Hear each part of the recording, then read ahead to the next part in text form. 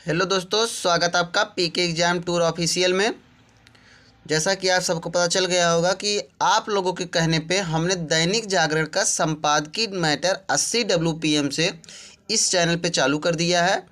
आप सबको पता है कि हमारे चैनल पे डेली 4 मैटर आते हैं, जिसमें से एक संपादकीय दैनिक जागरण वाला इस पे आता है। बाकी 3 मैटर हमारे मेन चैनल पे आते हैं, जिसका लिंक अभी हम कमेंट बॉक्स और डिस्क्रिप्शन दोनों में डाल देंगे। आप लोग जाके चैनल सब्सक्राइब करके वहाँ से मैटर आराम से लिख सकते हैं। इसकी PDF भी हमारे टेलीग्राम चैनल पे मिलती है, उसका भी लिंक अभी हम दोनों जगह डाल देंगे, आप लोग वहाँ से जाके लिख सकते हैं। चलिए, मैटर 5 सेकंड बाद स्टार्ट होगा। Ready, start.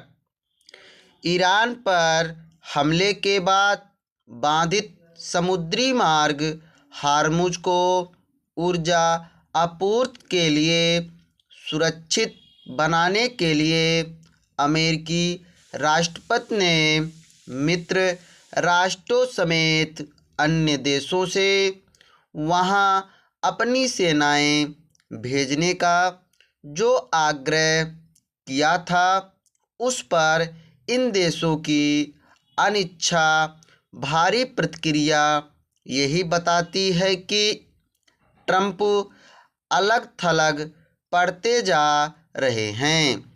जहां जापान और ऑस्ट्रेलिया ने हार्मुज जलमार्ग की सुरक्षा के लिए आगे आने में अनिच्छा प्रकट की, वहीं दक्षिण कोरिया ने कहा कि वह अमेरिकी राष्ट्रपति के प्रस्ताव पर विचार करेंगे। जर्मनी ने तो दो टूक कह दिया कि नाटो का इस युद्ध से कोई लेना देना नहीं। ऐसी प्रतिक्रियाओं से ट्रंप को किस तरह झटका लगा है, इसका प्रमाण यह है कि अब वे नाटो देशों को चेतावनी दे रहे हैं कि इस संगठन का भविष्य खतरे में पड़ सकता है। लेकिन उन्हें यह याद होना चाहिए कि उन्होंने ग्रीनलैंड पर कब्जा करने की धमकी देकर इस संगठन के देशों के भरोसे को ठेस ही पहुंचाई थी। यह पहली बार नहीं जब ट्रंप किसी मामले में अलग थलग पड़े हों या फिर उन्हें वांछित समर्थन ना मिला हो। इसकी अनदेखी नहीं की जा सकती कि जब गाजा के विकास के लिए उन्होंने संयुक्त राष्ट्र को किनारे कर बोर्ड ऑफ पीस का गठन किया था और खुद उसके सर्वेसर्वा बन बैठे थे, तो इस बोर्ड में भी नाटो देशों के साथ अन्य कई प्रमुख देश शामिल नहीं हुए थे। यह अब किसी से छिपा नहीं कि अमेरिका के मित्र देश भी ट्रंप के रवैये से अजीज आ चुके हैं और वे उनकी मनमानी के समक्ष झुकने के लिए तैयार नहीं। इसके लिए ट्रंप अपने अलावा अन्य किसी को दोष नहीं दे सकते। उन्होंने अपनी टैरिफ नीति से दुनिया को तंग ही किया है। सबसे अधिक तंग तो उन्होंने सहयोगी देशों को किया है।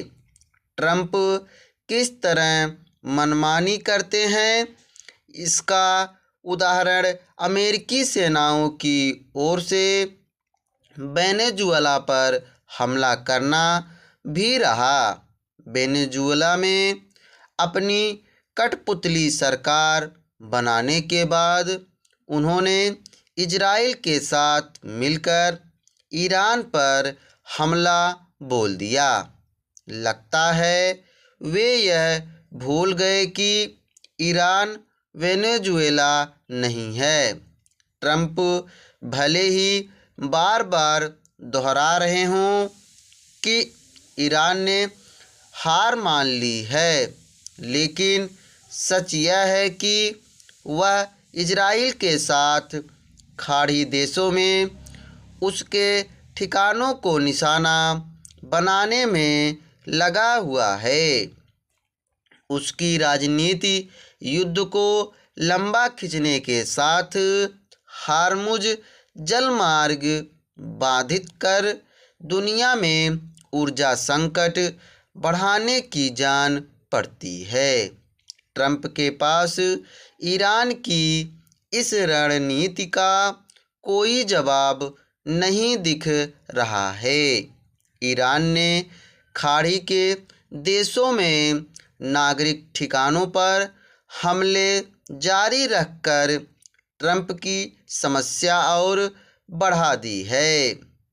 उनका संकट केवल यही नहीं कि उन्हें अपेक्षित अंतर्राष्ट्रीय समर्थन नहीं मिल रहा है, बल्कि यह भी है कि अमेरिका में भी उनका विरोध बढ़ता जा रहा है। Full stop. आशा है कि आप लोगों ने मैटर अच्छी तरह लिखा होगा। हमने मैटर 80 की स्पीड से बोला है। आप लोग आराम से लिखने के बाद आप लोग ट्रांसक्राइब जरूर करिए। बाकी 3 मैटर हमारे मेन चैनल पे मिलते हैं, जिसका लिंक हम अभी कमेंट बॉक्स और डिस्क्रिप्शन में दोनों में डाल देंगे। आप लोग सब्सक्राइब करके आराम से जाके मैटर लिखिए। थैंक यू, धन्यवाद।